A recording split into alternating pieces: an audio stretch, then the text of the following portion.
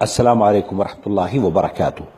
Social media पर ARY TV channel की तरफ से एक बेबुनियाद खबर गश्त कर रही है, जिसमें मक्कतुल मुकर्रमा की सबसे तवील इमारत जो हरम मक्की के सामने है दिखाई गई है और कहा जा रहा है कि जश्न मीलादुन नबी का आगाज हो चुका है। मक्का मुकर्रमा की सबसे तवील इमारत में लेजर लाइट से माह रबीउल अव्वल का आगाज हो चुका है।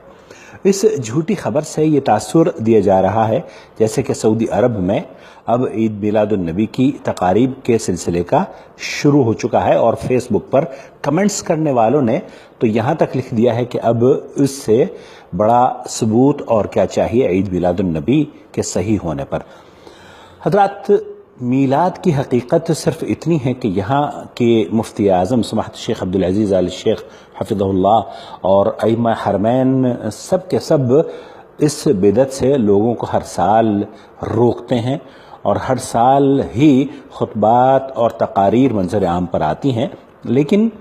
इन लोगों को ये तकारीर सुनाई ही नहीं देती। दूसरे ये कि ये इमारत में लेज़र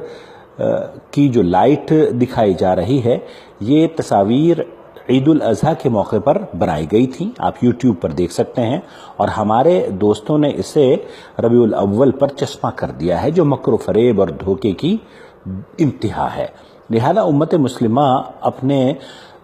को इन धोखों से होशियार रखे और अपने आप को कुरान और सुन्नत पर